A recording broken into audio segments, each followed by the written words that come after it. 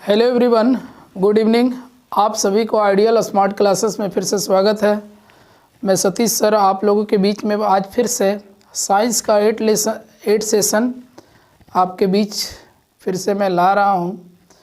आप लोग केयरफुली से देखेंगे इसको और कोशिश करेंगे कि आप इसे नोट डाउन भी करेंगे।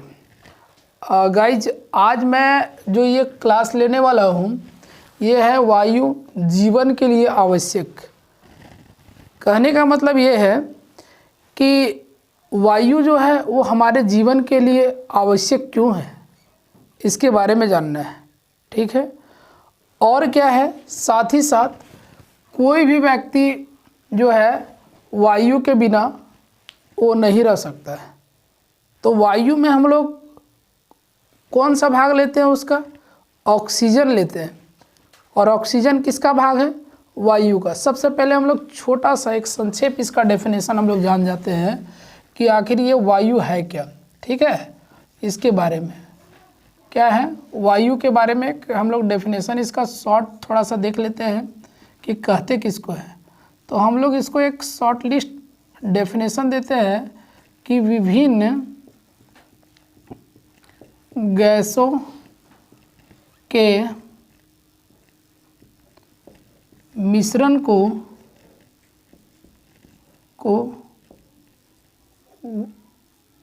वायु कहते हैं। आप समझ पा रहे होंगे कि विभिन्न गैसों के मिश्रण को क्या कहते हैं? वायु कहते हैं। इसमें एक ही गैस नहीं है, इसमें विभिन्न गैस मिला करके 18वीं। पहले लोगों को ऐसा प्रतीत होता था आज से कुछ समय पहले कि गैस जो है वो ओनली वन है और उसी को हम लोग लेते हैं, वायु को ही। बहुत लोग को ऐसा प्रतीत होता था कि सिर्फ वायु को हम लोग लेते हैं, लेकिन 18वीं सदी के बाद ऐसा पता चला कि नहीं, वायु में जो है वो विभिन्न प्रकार की गैस जो है वो मिला हुआ है और उसमें से हम लोग जो है अगर मनुष्य अर्थात जंतु की बात करें तो वो ऑक्सीजन को लेता है और फिर अपने द्वारा जो है कार्बन डाइऑक्साइड को विमुक्त करता है। ठीक है, अब हम लोग इसमें और भी जानकारी लेने जा रहे हैं कि वायु से कौन कौन से लोग हैं जो इसका। अब हम लोग एक डायग्राम बना लेते हैं कि वायु में जो मिश्रण की जो बात हो रही है विभिन्न गैसों का, ऐसे हालांकि जो है वो इसमें सबसे ज़्यादा जो पॉइंट है आपका, ऐसा कर लेते हैं हम लोग इसको।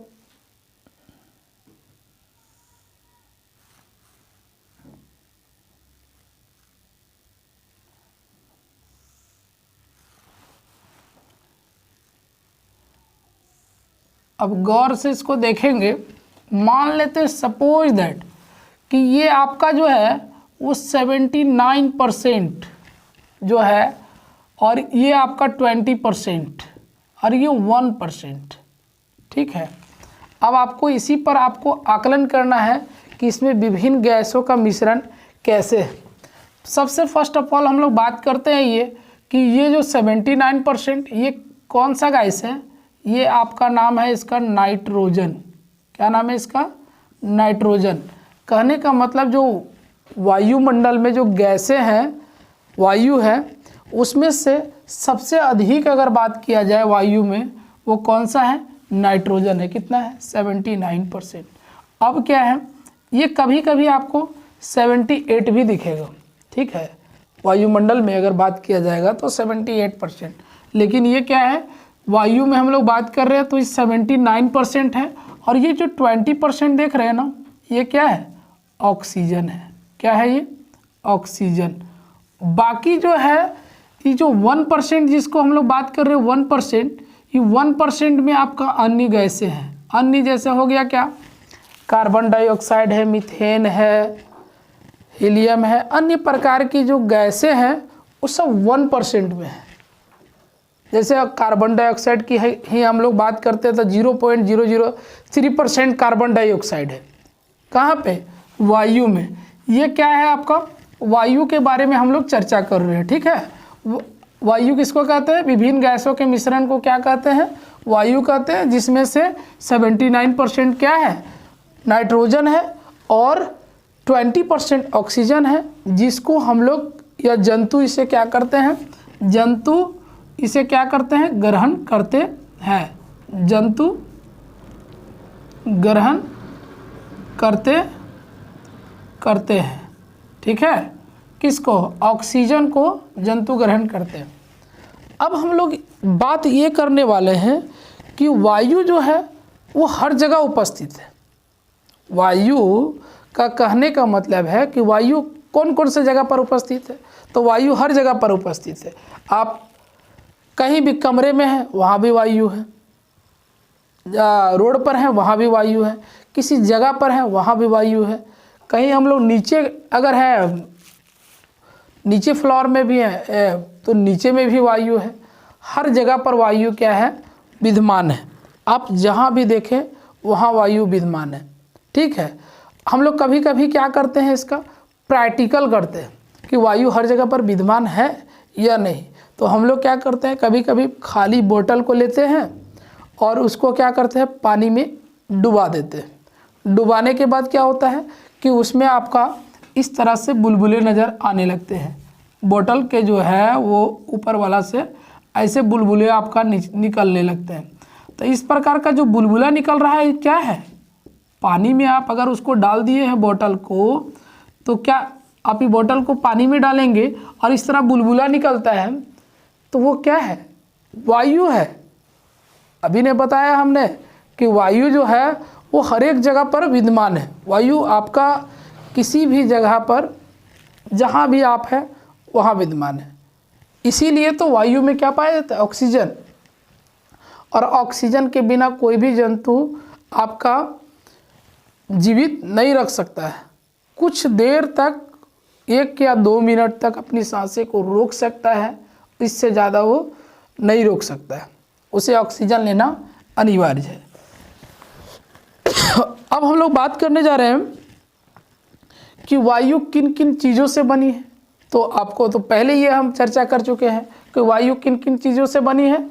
तो आपको नाइट्रोजन है, ऑक्सीजन है, अन्य गैसेज भी हैं उसमें, कार्बन डाइऑक्साइड, मीथेन, हीलियम और बहुत तरह का जो गैस हैं, सभी का नाम मैंने नहीं लिखा है, लेकिन अन्य जो है टोटल आपका 100% होता है वायु, जिसमें से सबसे अधिक जो मात्रा है वो किसका है?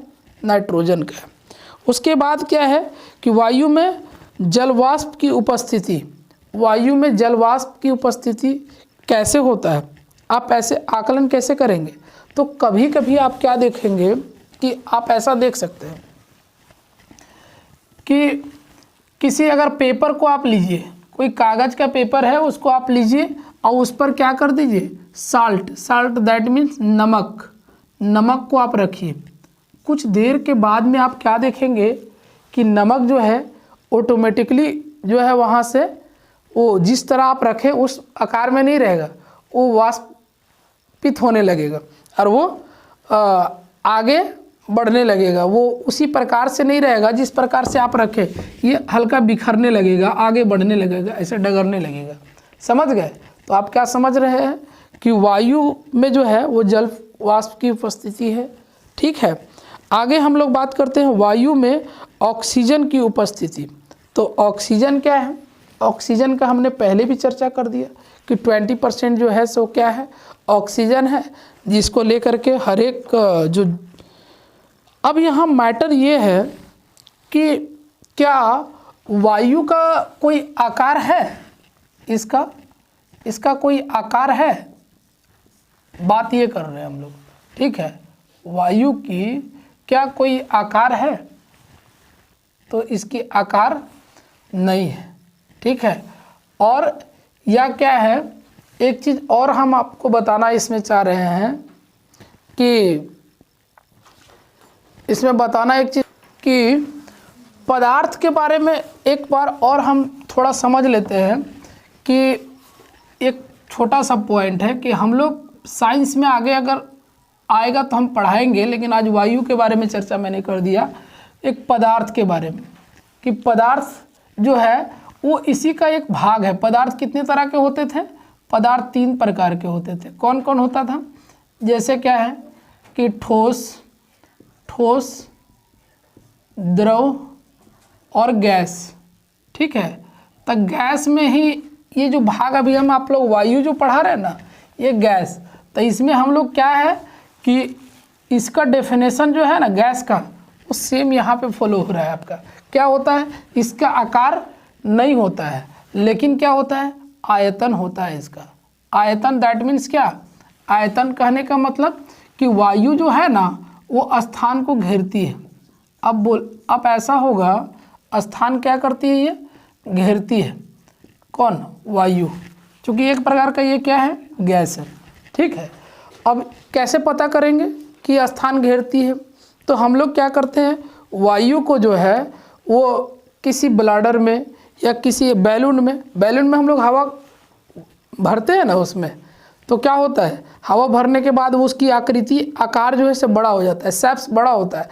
तो क्या पता चल रहा है? इसका मतलब उसमें कहीं ना कहीं स्थान को घेर रहा है, स्थान घेरती है। यानी इससे ये पता चल रहा है कि वायु जो है वो स्थान घेरती है, बट लेकिन इसका क्या है, कोई आकृति या ना कोई आकार इसका नहीं होता है। समझ पा रहे हैं? अब हम लोग आगे नेक्स्ट क्या देख रहे हैं कि वायु में नाइट्रोजन, तो नाइट्रोजन कितना प्रतिशत होता है? तो नाइट्रोजन जो है आपको यहाँ पहले हम लोग देख चुके हैं क्या, 79% इसमें नाइट्रोजन पाया जाता है। कहने का मतलब है कि ये पूरे वायु का 5/4 भाग। कहने का मतलब ये है, यहाँ पे हम लोग ऐसा देखते हैं कि 5/4 भाग क्या है। देखिए यहाँ पे वायु का टोटल 4/5 भाग जो है वो कौन है? नाइट्रोजन है। नाइट्रोजन, समझ पा रहे हैं? वायु का कितना भाग है? 4/5 भाग जो है वो केवल और केवल क्या है? नाइट्रोजन है। ठीक है, वायु में कार्बन डाइऑक्साइड क्या वो रहते हैं? कैसे पता करेंगे इसे? तो क्या होता है, हम लोग इसे जान पाते हैं कि कार्बन डाइऑक्साइड वायु में है या नहीं। तो ऐसा प्रतीत होता है कि हम लोग जो है ऑक्सीजन कहाँ से मिलता है? तो ये पेड़ पौधों से मिलता है, और पेड़ पौधे जो है ऑक्सीजन देते हैं, और कार्बन डाइऑक्साइड जो है, जो ऑक्सीजन को ग्रहण करेंगे ना, उसके द्वारा जो मॉडिफाई होगा उसका वो या परिवर्तन होगा। ठीक है, ऑक्सीजन ग्रहण करेंगे तो वो कार्बन डाइऑक्साइड में परिवर्तन होगा, और जो छोड़ते, जैसे जंतु क्या करते हैं, कार्बन डाइऑक्साइड को विमुक्त करते हैं, और यही चीज़ को कौन लेते हैं? पेड़ पौधे ग्रहण करते हैं। तो हम लोग क्या करते हैं, इसको और जानकारी अगर जानने के लिए, तो हम लोग पिछला वाला में जल का जब चैप्टर पढ़े थे तो उसमें हम लोग देखे थे कि पेड़ पौधा जो रहते हैं ना, पेड़ पौधे वो क्या करते हैं कि सूर्य का प्रकाश तो रहता है, लेकिन अपना भोजन तब तक नहीं बनाएंगे कि जब तक कि CO2 कार्बन डाइऑक्साइड की उपस्थिति नहीं होगा। तो कार्बन डाइऑक्साइड उपस्थिति कहाँ विद्यमान रहता है? वायुमंडल में। इसी से हम लोग पता कर लेते हैं कि इसका मतलब है कि वायुमंडल में कार्बन डाइऑक्साइड की मात्रा भी होती है। अब है क्या कि वायु में धूल कण की उपस्थिति, वायु में धूल कण की उपस्थिति होता है, लेकिन हम लोग क्या है कि दिखाई नहीं देता है हम लोग को, क्योंकि वायु को हम लोग बहुत देख नहीं पाते हैं। वायु एक ऐसी चीज़ है जिसको फीलिंग कर सकते हैं, महसूस करने वाली चीज़ है। ठीक है, तो इसमें धूल कण भी होता है, लेकिन आप इसको कैसे कोरिलेट कर पाएंगे या देखेंगे कैसे आप कि इसमें धूल कण होता है? कभी कभी आप देखेंगे खपड़ेल मकान में, खपड़ेल मकान जो है ना, तो उसमें क्या होगा कि कहीं अगर इस तरह का कहीं एक जगह पर छेद होगा कहीं पे, तो वहाँ से क्या है कुछ लाइट ऐसे आते रहता है, नीचे पड़ेगा गोल टाइप से, ऐसे राउंडेड ऐसे होते हुए यहाँ पे प्रकाश की किरण इसमें आते रहेगा, है ना, ज़्यादातर ऐसा आपको दिखेगा। अब वहाँ क्या देखोगे कि अगर आप इस जगह पर बैठे हैं, अगर आप इस जगह पर बैठे हैं और यहाँ से आप जब देखेंगे इसमें, तो आपको बहुत सारे धूल कण दिखाए। इसको हम लोग ऐसे प्रकाश चैप्टर में प्रकाश का परिकिरणन भी बोला जाता है। ठीक है, प्रकाश जब हम लोग पढ़ेंगे, लाइट एक अलग से चैप्टर पढ़ेंगे, तो उसमें मैं इसको पूरा विस्तार रूप से बताएंगे कि प्रकाश का परिकिरणन कैसे होता है। ठीक है।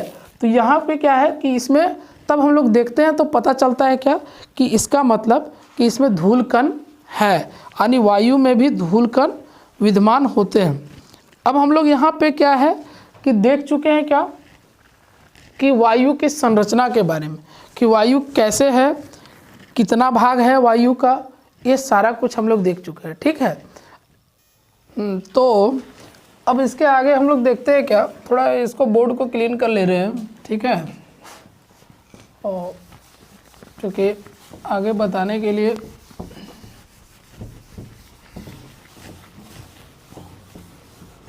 देखिए अब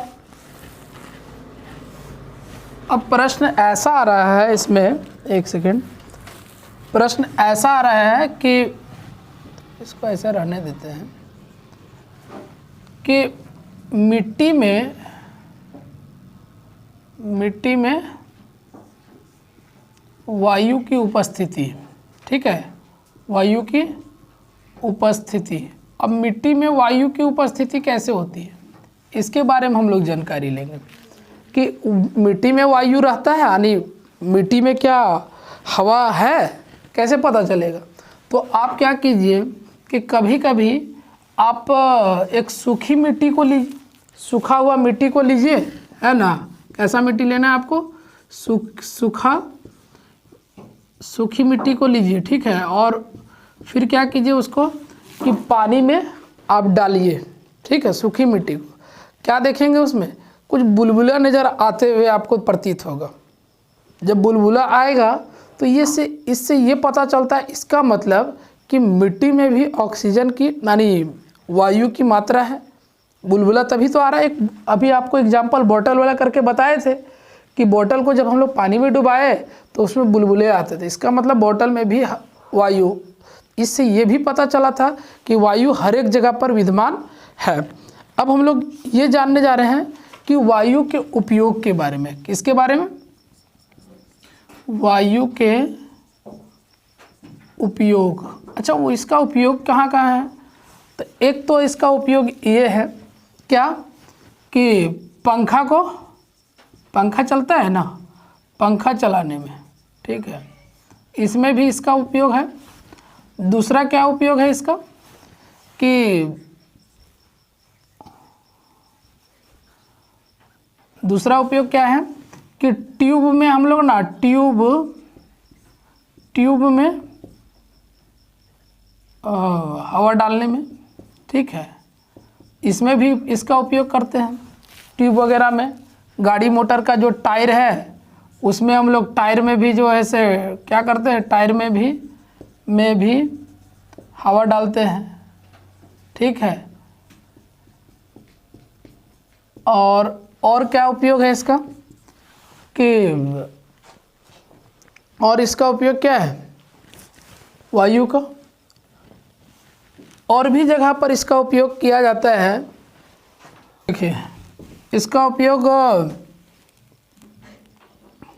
जैसे हम लोग चावल में ना, चावल से भूसा को अलग करना है तो इसका उपयोग किया जाता है अलग करने में, उसमें भी इसका उपयोग वायु का करते हैं हम लोग। और क्या करते हैं कि एक और उपयोग है इसका क्या कि बादलों को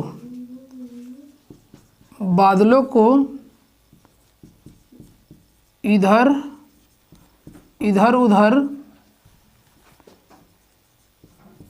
उधर ले जाने में भी इसका उपयोग होता है। तभी क्या होता है, तभी वर्षा होती है। और साथ ही साथ इसका क्या होता है कि जो हम लोग बीज लगाते हैं ना, जो मिट्टी में हम लोग जो बीज लगाते हैं तो बीजों को भी इधर उधर थोड़ा जगह बनाने में इसको काफ़ी मदद करता है। कौन, वायु। और साथ ही साथ क्या कि इसको हम लोग देखते हैं क्या, पक्षियों को, एक सेकेंड, ऐसा है, पक्षियों को उड़ने में उड़ने में भी क्या होता है, मदद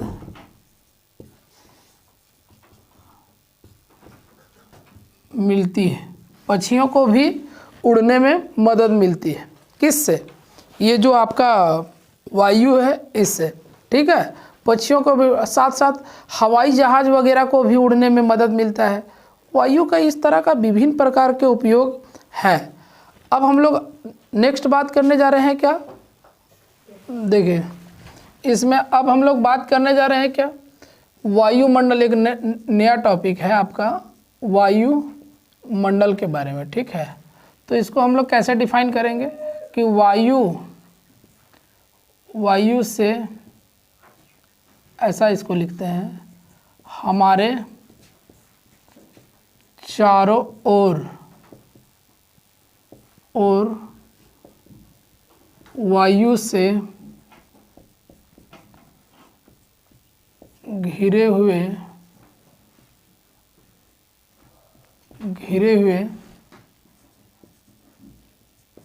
क्षेत्र को वायुमंडल कहते हैं। और एक चीज़ इसमें समझ लेते हैं कि हमारे चारों ओर जो वायु से घिरे हुए क्षेत्र हैं, इसको हम लोग क्या बोलते हैं, वायुमंडल बोलते हैं।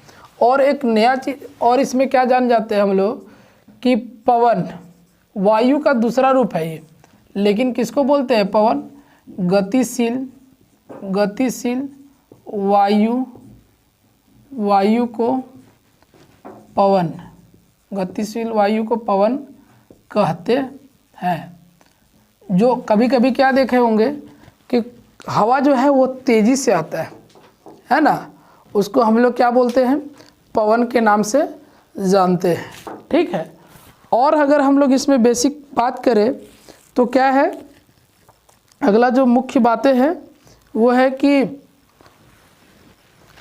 ऑक्सीजन जो है वो श्वसन के लिए खास करके आवश्यक है। इसमें जो अभी ऑक्सीजन की बात किए थे वो कौन था, ऑक्सीजन। ऑक्सीजन जो है, ऑक्सीजन श्वसन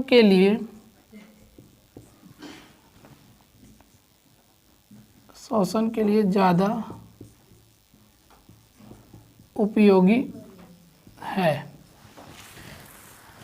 स्टूडेंट्स, आप वायु के बारे में बहुत हद तक सारा कॉन्सेप्ट आप समझ गए होंगे और आप इसे अच्छा से आप एक बार या दो बार आप इसे देखेंगे, इस वीडियो को वॉच करेंगे तो आपको ज़्यादा समझ में आएगा। आज का क्लास बस इतना ही। और एक बात बता देना चाहता हूँ कि हमारे आइडियल स्मार्ट क्लासेस के अंतर्गत में आपको सभी सब्जेक्ट का जो है वो तैयारी कराई जा रही है। आप हमारे चैनल से जुड़े और इसका वीडियो को वॉच करें ताकि, और हमें सपोर्ट भी करें ताकि मैं इस टाइप की और भी क्लासेस, लाइव क्लासेस जोड़ सकूं। अगर आप लोग का सपोर्ट रहा तो ठीक है। मिलते हैं नेक्स्ट सेशन के साथ। धन्यवाद।